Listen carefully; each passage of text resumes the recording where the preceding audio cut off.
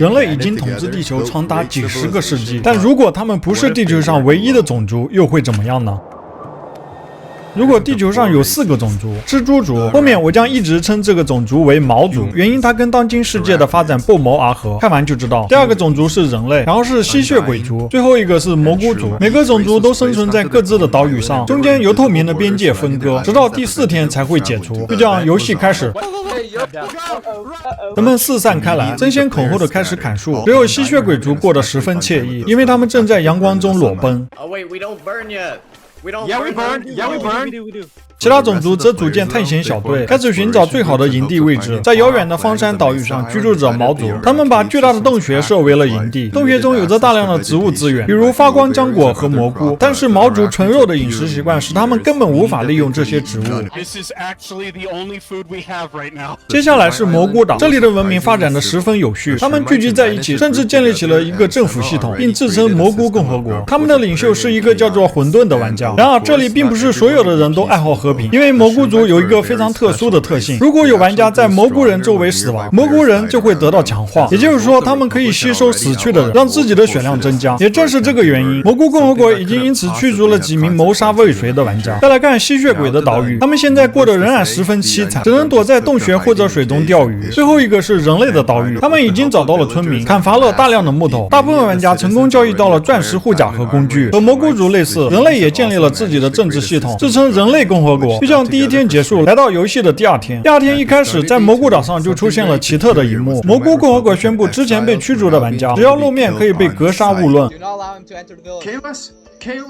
因为这样的政策，一名叫做花岗的被驱逐者和其他被驱逐者一起建立了一个被称之为血色教派的组织，但也有一些被驱逐者选择不加入任何组织，过着独自荒野求生的生活。正是这些流浪玩家会在之后导致一系列的谋杀事件的发生，为日后的百事事件埋下了伏笔。再来到吸血鬼岛屿，他们几乎所有人都成功聚集在了一起，自称不死联军，由一个叫做三尾的玩家领导。除此之外，他们在农业、矿业以及探索上也获得了不小的进展。他们还在岛屿的中心找到了一座下界要塞，搜刮到了大量的稀缺资源，从金苹果到钻石，还有散落的远古残骸。这些消息也很快传到了其他种族玩家的耳中。人类共和国的高层开始制定计划，意图挖掘吸血鬼岛屿上的资源，但是共和国的一般民众却对此不感兴趣，他们大部分都懒散的摆烂，以建造各种各样的雕像为乐。很快，人类中的一些精英玩家受够了这样的懒散生活，偷偷离开大部队，建立了自己的组织。这个组织包括了6969等在内的 PVP 高手，就这样人类悄无声息地成为了第一个分裂的种族。最后游戏来到第3天，在毛族的岛屿上，经过几天的投票以及一些小型内战，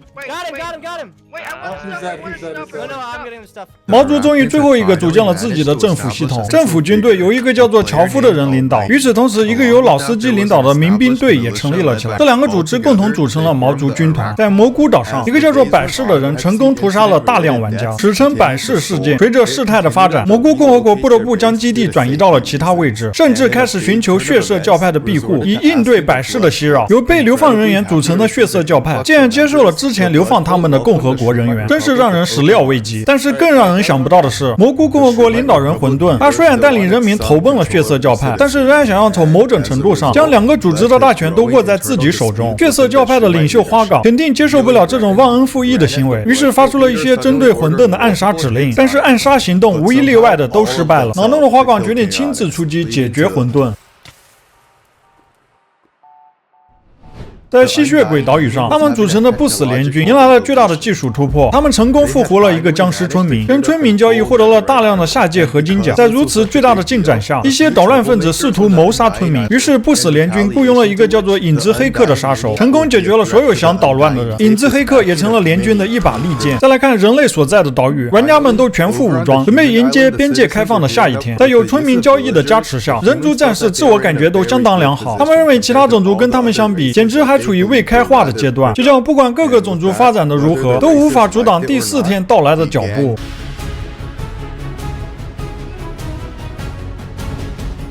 就在第4天刚开始的早晨，蘑菇岛上已经有人迫不及待开始了行动。由于之前花岗暗杀混沌的行动，血色教派现在非常担心共和国军队的报复，于是他们决定离开蘑菇岛，前往毛族所在的岛屿，寻求毛族军团的庇护。这个行动本来是十分简单的，他们只需要来到海滩，乘船出海，到达毛族所在的岛屿就可以。但是现在由地皮子领导的蘑菇共和国，不知道从哪里提前得到了这个行动的风声，而且更让人想不到的是，蘑菇共和国还与之前屠杀了他们大量子民的百氏达成了合作。百氏现在已经吸收了高达20格的额外血量，它的血量已经是正常蘑菇族的4倍了。The death of Chaotix has thrown you onto a fit of irredeemable rage and distress, and I understand that. But know that I did what I did to Chaotix to protect what I and so many others worked so hard to achieve. When the Republic fell and you guys were scrambling for safety, I worked my ass off, as did Zorgetsu, as did A5Z, to create a sanctuary in which all people could rest. And when we invited the people of the Republic out of good faith and goodwill, we opened our walls and said, we will house you. He came into my land to demand power over my people. I understand what I did was an irredeemable, scummy, secret murder. And I'm not going to sit here and deny that. But if you're going to ask before I die if I regret what I did, I want you to know that I would kill Chaotix in every lifetime. 就像花岗和混沌这2位蘑菇族的前领导人都成为了历史的尘埃。与此同时，在人类的岛屿上，对在基地的主要作战部队离开基地，前往吸血鬼岛屿收集远古残骸的同时，之前那一帮因为人民摆烂而离开的精英分子发动了袭击。Get down on the ground now! This is a raid! Get down on the ground now! 这些现在已经自称为 COK 组织的玩家，血洗了人类共和国的基地，人民一个接一个被杀害，小镇内血流成河，一片狼藉。幸存的人们也不得不抛妻弃子，仓皇逃命，就像人类共和国的基地落入了 COK 的掌控之中。人族的内战很快传到了其他种族那里，他们纷纷加强防御攻势，防止这个人类的 COK 组织对他们产生兴趣。但是吸血鬼这边看起来并不在乎世界上发生了什么，甚至还跟毛族开通了跨州贸易。COK 在抢占了基地后，他们并没有停下脚步。在听到蘑菇族的内战以及百氏的强大后，他们认为应该尽早的解决百氏这个心头大患，于是他们再次踏上了征程，来到蘑菇岛上开始追杀百氏。He's right here. Follow me. No, wait, Brodor. I'm right now chasing. Yeah, don't die. Both of you don't die. 追杀持续了长达20分钟，直到百氏逃到了一组其他蘑菇人身边，开始寻求帮助。Help, bros, help me! 但是由于百氏之前的残暴，蘑菇族人直接无视了他的求助，百氏最终死在了 COK 手中。 Yep. We got him bluffed in. Easy. Can I have his stuff, please? 这时候，在世界正中心的海上，还记得吸血鬼族不死军团之前雇佣的那个叫做影子黑客的杀手吗？他现在正过着退休生活。 Dude, I just needed a what's it called?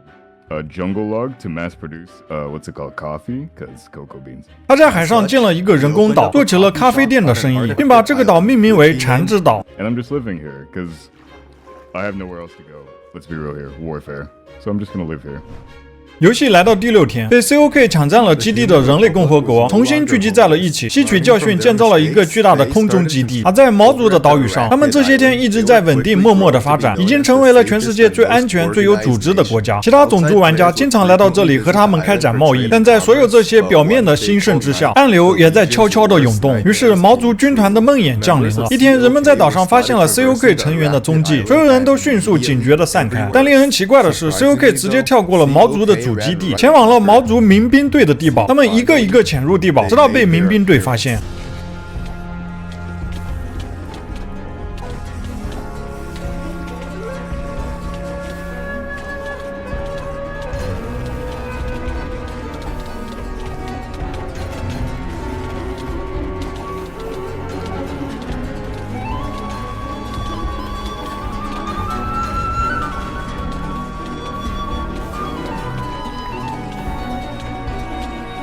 COK 终于遇到了对手，他们很快发现自己被困在了毛族民兵队的领地，行动都十分困难，更别说发起攻击了。他们像跳入了火坑一般，3名 COK 玩家被干掉，而毛族民兵队仅损失了1名玩家。但玩家们还不知道的是 ，COK 的这场偷袭最终将导致整个世界的崩坏。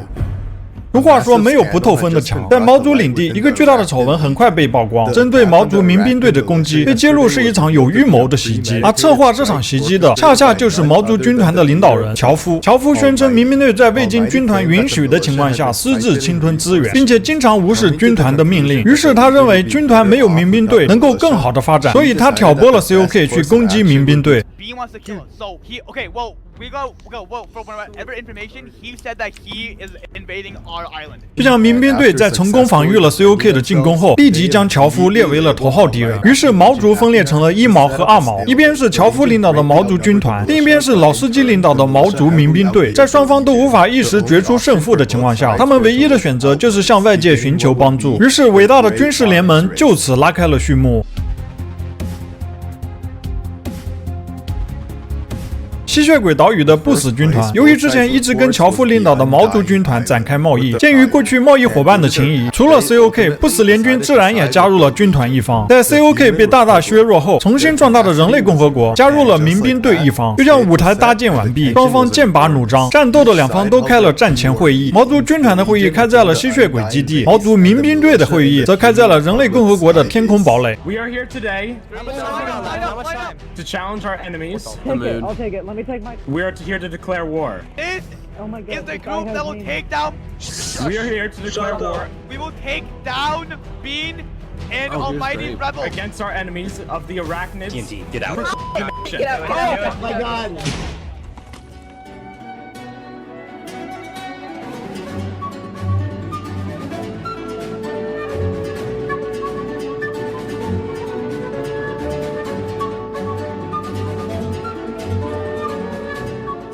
乔夫就这样莫名其妙的被干掉了。在混乱之中，这个事件被算在了 COK 头上。 I didn't do it though. What the heck? 于是剩下的几名 COK 成员也葬身在了这里。